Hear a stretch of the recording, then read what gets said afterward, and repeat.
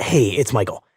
Our politics show, The Run Up, is back today with a new season. And if you're wondering why we're relaunching a politics show a year and a half before the presidential election, actually, the host, my colleague Estet Herndon, has a really good answer for that.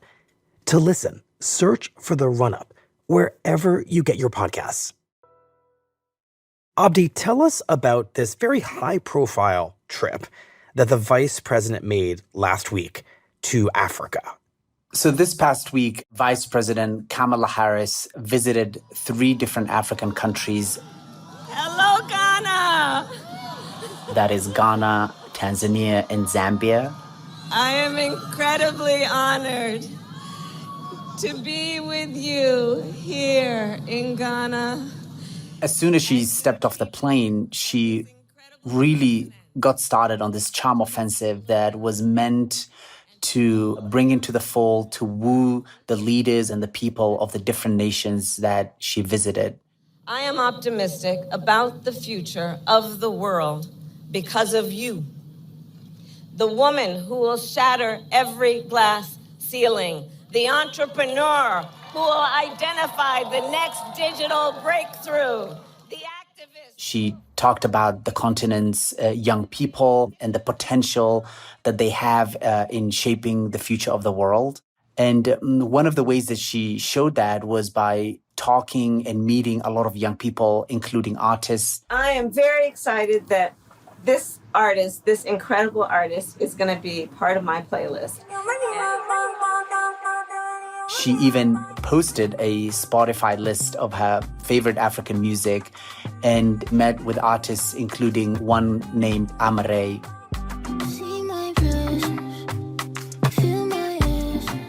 I just can't thank you enough for the inspiration that you are providing. Please, I can't thank you To enough. so many people. And perhaps the most notable stop on this trip was a really personal one that she did in Zambia. It is wonderful to be in Zambia and to be back in Zambia. She gave a speech talking about her family's ties to the country. My grandfather was a civil servant in India. And in 1966, shortly after Zambia's independence, he came to Lusaka. Her grandfather worked there as a public servant for India, and Vice President Kamala Harris would visit him as a child. I remember being here and just how it felt, and the warmth and the excitement that was present. But Kamala Harris's visit is just one in the latest string of top American officials who have visited the continent this year. Just over the past several months, we've had Secretary of State Antony Blinken, we've had First Lady Jill Biden come through, the Treasury Secretary Janet Yellen, and before that we had the United States Ambassador to the UN, Linda Thomas Greenfield, who also visited several African nations. I have to say, that's quite a lineup. I can't really remember the last time I heard a roster of diplomatic visits that deep, all in a span of just a few months. I think the big elephant in the room is China and the feeling among American officials and the Biden administration that the United States has ceded a lot of ground to China when it comes to its engagement in Africa. Explain that. So over the past 2 decades, China has become the major trading partner for many countries in the continent. It is the largest funder of infrastructure projects in many African countries. A lot of those African countries are also home to rare earth minerals, which the United States and China both need in this big technological tussle that they are engaged in. And China, has already been digging a lot of those. They've been processing and exporting them, essentially locking out the United States.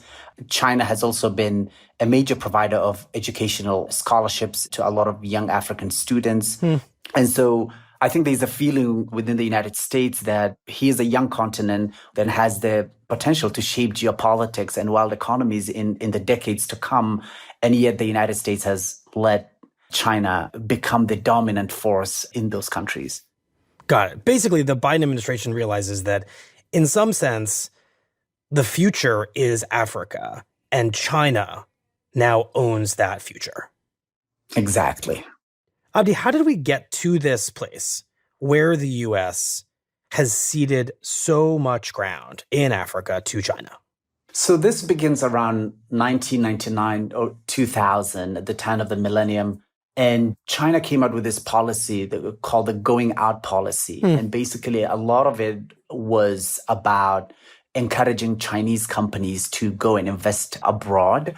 And it was also an opportunity to bring a lot of the mineral resources that China needed, which were abroad, back home.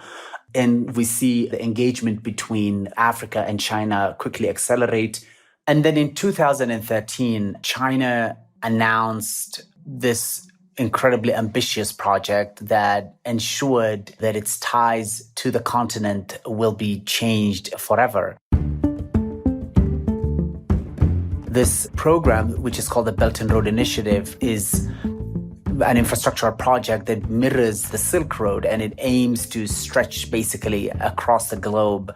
And it's coming in to Africa, particularly to build all these highways and ports and railways that essentially will connect ports to the inland, that would connect cities to the rural areas.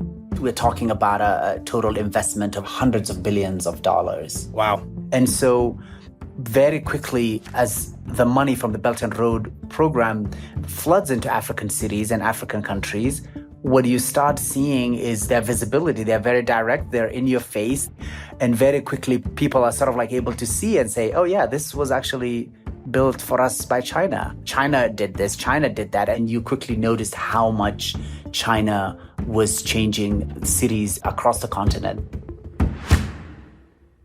So China is literally building Africa's infrastructure. Absolutely. Even in cities like Nairobi, where I am based, particularly over the past decade, the way this city has completely transformed is very much, synonymous with China and its arrival in the continent. I used to, for instance, study at a university on the other side of Nairobi, and basically the road that would go to that university was like a 2-lane road. And now it's one of the biggest highways in this region. It's up to 8 different lanes. Wow. And so whenever you think about how the traffic in Nairobi was so bad in the past, and how there are all these highways and expressways that are opening up all across the city, everybody just thinks about China. Mm-hmm. Everybody just thinks, oh yeah, it used to take me this many hours to get to one place, right. But thank God for China. And Abdi, where was the United States during all of this, as China is making these enormous investments that are clearly creating a tremendous amount of influence for it across Africa? The U.S. has always been there. I think we shouldn't discount the fact that the United States is still the continent's largest aid donor, right? And the fact that, they continue to be very pivotal in providing emergency food, investments in healthcare. But I think in many ways over the past 2 to 3 decades, the U.S. has treated Africa less as a strategic partner and more as a problem to be solved. And the focus particularly has shifted towards dealing with the continent through a terrorism and a security lens. Explain that. So, for instance, you have the example of countries like Somalia, where there's been an ongoing civil war for decades, and then the arrival of the terrorist group Al-Shabaab and all the troubles that they've caused in this region and beyond. And so the relationship that the United States has with neighboring countries, including Kenya or Ethiopia or Djibouti, is all about how do we partner up to sort of tackle this? How do we make sure that the militaries in this region are professionalized? How do we help law enforcement build up intelligence infrastructure that would deny Al-Shabaab haven in the region? Got it. So the U.S. is focused on building an infrastructure to fight terrorism, not on the kind of infrastructure projects that China is focused on, which is the kind of bread and butter bridges, airports, and dams that so many of these countries need. Exactly. And these countries, they do need the security support, that would sort of deter a lot of these terrorist groups. But on a day-to-day basis, these big infrastructure projects that China is bringing, they're loved. They become these symbols, right, that a lot of people look at and appreciate. And that's sort of like the conversation that you hear reverberating in many places across the continent. So presumably the United States has recognized what you're describing here for some time, that China has been, to put it undiplomatically, eating America's lunch in Africa. So when does the U.S. decide that this is a problem that it has to do something about by dispatching all these top American officials, including Vice President Harris? So the real wake-up call comes after Russia's invasion of Ukraine. And during that time, the United States rallied countries across the world at the United Nations General Assembly to basically condemn the war. A recorded vote has been requested. We shall now begin the voting process. And China, of course, did not condemn the war. They did not vote for the resolution. Those in favor of draft resolution, please signify. Those against, abstentions. But also, the result of the vote is as follows. In favor, 41, against 5, abstentions 35. Nearly half of African countries abstained or were absent from the vote to condemn Russia. Interesting. Which suggested a growing reluctance in many nations to accept an American narrative of what's right and what's wrong. Right, because in this moment, it feels like African countries are, in a sense, choosing more of a Chinese narrative of this Russian war in Ukraine than the American narrative of the Russian war in Ukraine. Exactly. And, a lot of African countries, or the leadership in those countries, were basically putting out statements or lines of thinking that said that, this is not our war and this is not our problem. And we are going to continue trading with China. We're going to continue trading with Russia. As the Ugandan president, Yoweri Museveni, said, we don't believe in being enemies of somebody else's enemy. Mm-hmm. And so it becomes very clear that whatever influence that the United States had in the continent had quickly been ceded to a lot of other countries, including mainly China. So not long after this, it's only been about a year, we have Vice President Harris hopscotching across Africa. Not exactly a one-to-one cause and effect, but clearly the U.S. was spooked by what you just described and started to act. But what makes the United States, what makes the Biden administration think that they can now ever catch up after essentially 20 years of losing ground to China?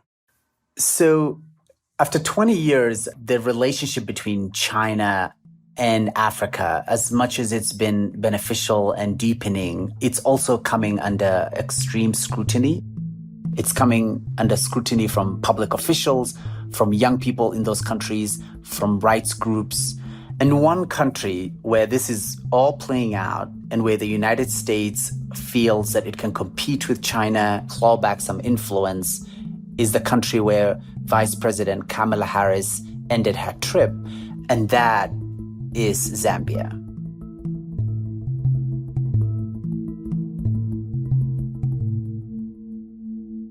We'll be right back.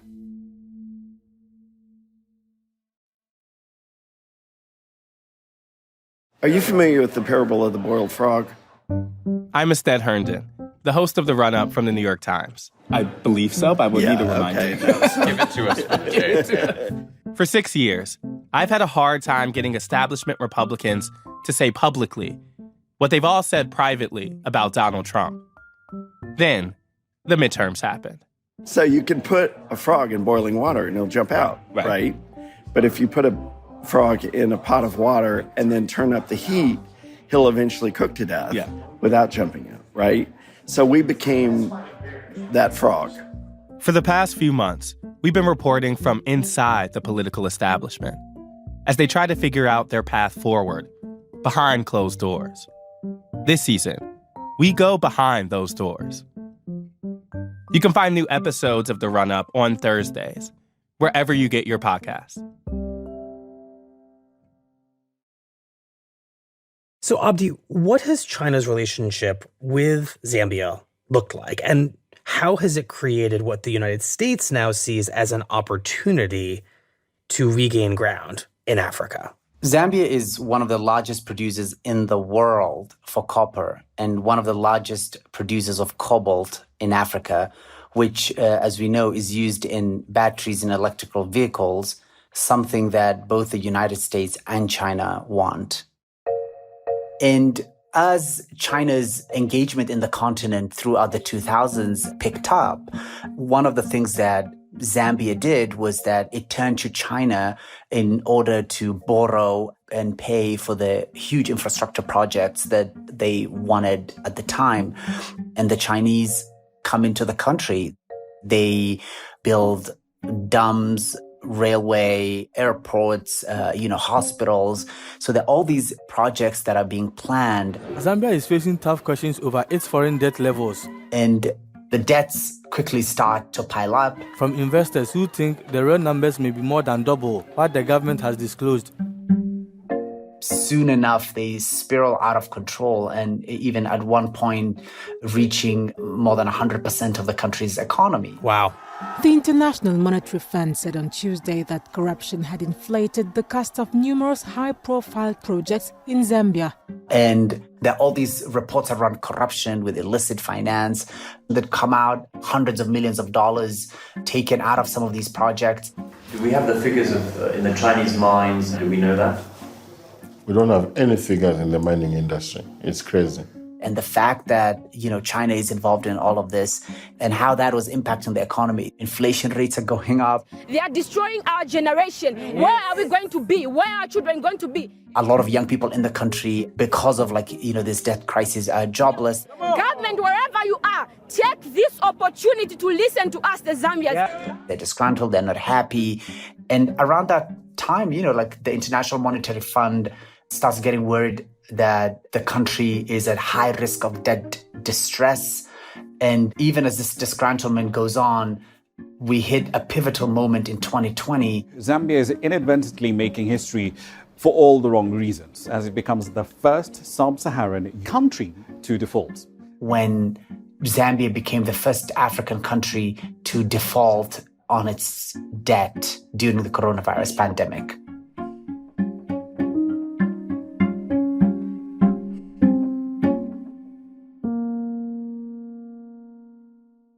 And what ends up being the fallout from that default? The fallout from that is that happens literally a year to a major election. Because of all the disgruntlement across the country, what President Edgar Lungu starts doing is that there's an increasingly brutal crackdown on human rights. We see opposition leaders, journalists, activists all being targeted.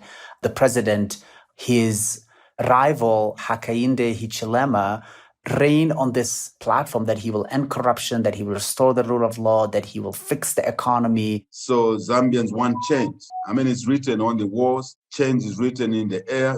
And young people across the country come out in droves to actually vote for him. We all want to see things improve.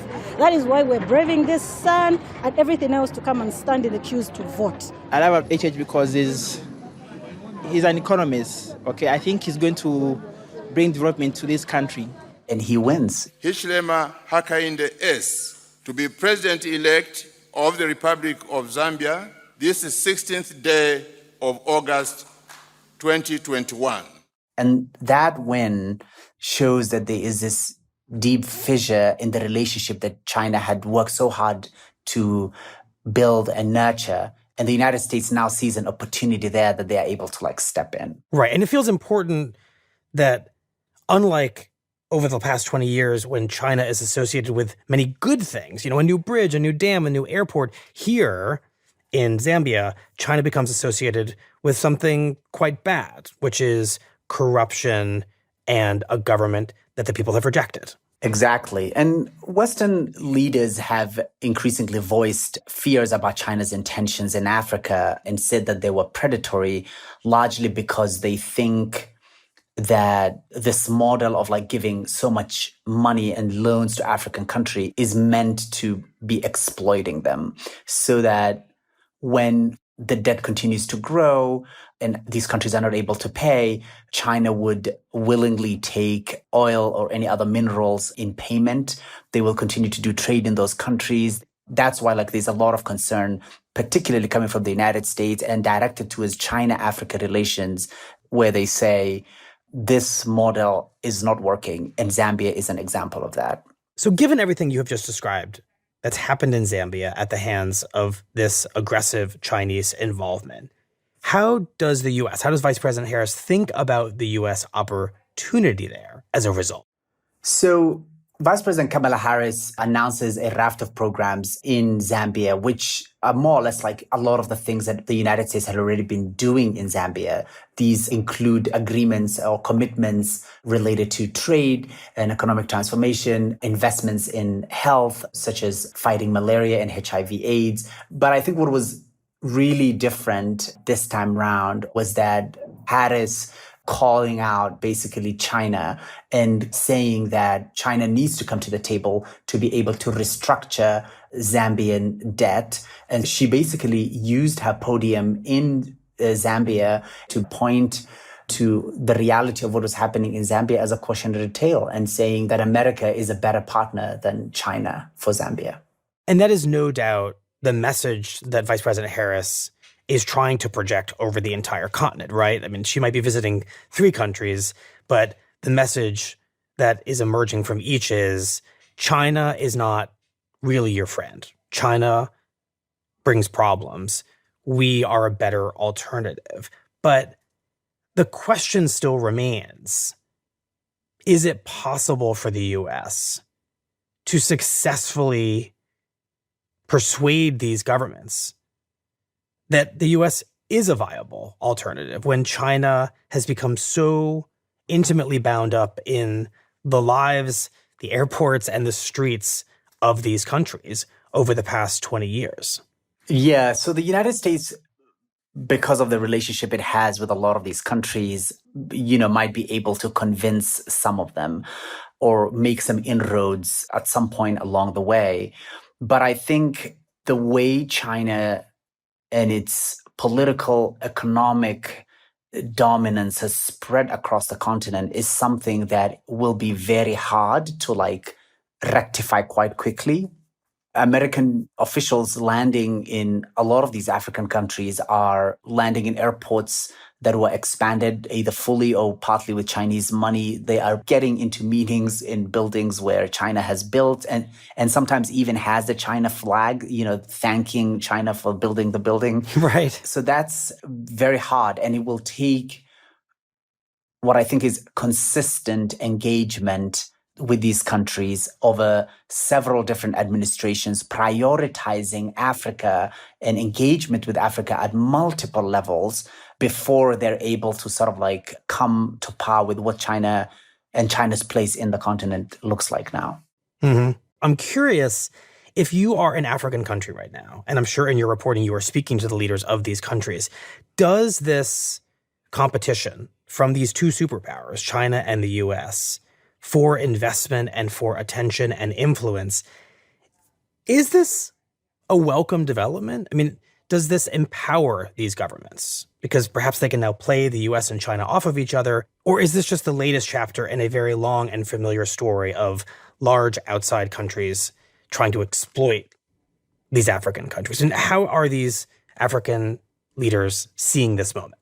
I think African leaders are seeing this moment as an opportunity for them to showcase and to say what they mean at the global stage, particularly when you have multiple powers interested in their resources, interested in the trade and the consumption that their young people will be able to do, interested in seeing, wanting and craving even their support when it comes to global issues, including the war in Ukraine or human rights issues. So it's a shifting moment in the continent where we're seeing African leaders publicly push out their policies to both these superpowers at the same time. For instance, the Zambian president, he's firmly and publicly actually talked about how he's willing to work with the United States as much as he's willing to work with China. Which is very interesting. And it may mean that these African countries, they could become the very rare and perhaps enviable examples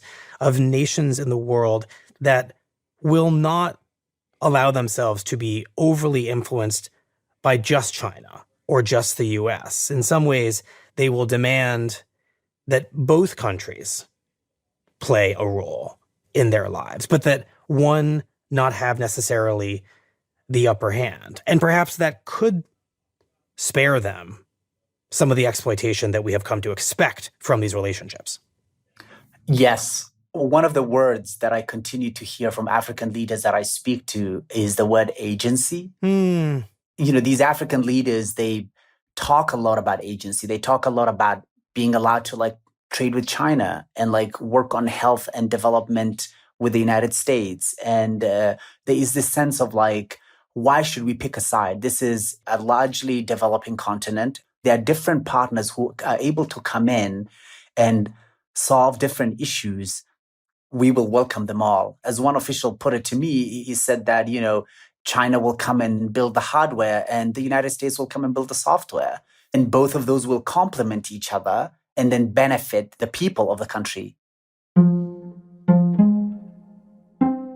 And they are not naive.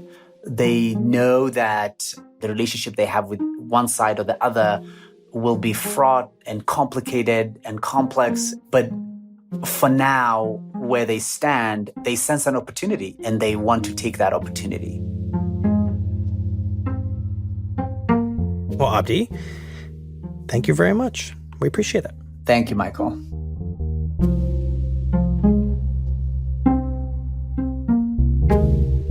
We'll be right back.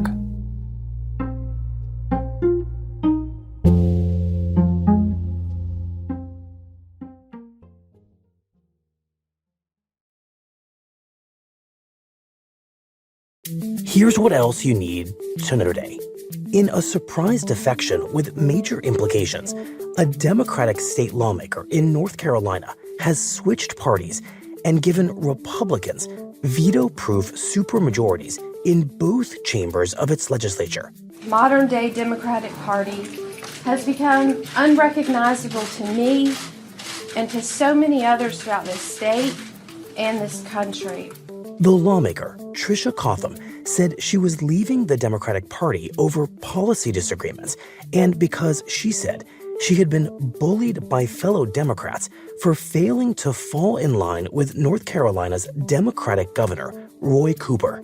It became very clear to me early on in January that you better vote in line with everything Governor Cooper tells you to do. All of this sense of control. I will not be controlled by anyone. Her defection may now allow North Carolina Republicans to, among other things, restrict abortion and voting rights across the state. And on Wednesday, House Speaker Kevin McCarthy stepped into the growing feud between the United States and China over Taiwan by meeting with Taiwan's president in California. McCarthy became America's most senior elected official to meet with a Taiwanese president on American soil since the United States established diplomatic relations with China in 1978. China argues that such meetings undermine its claims of control over Taiwan.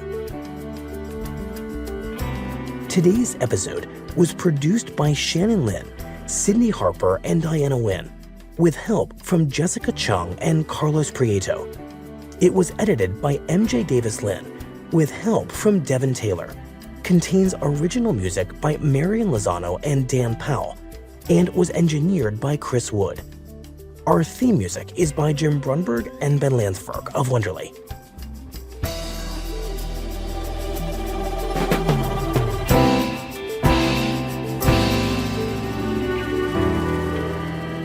That's it for the Daily.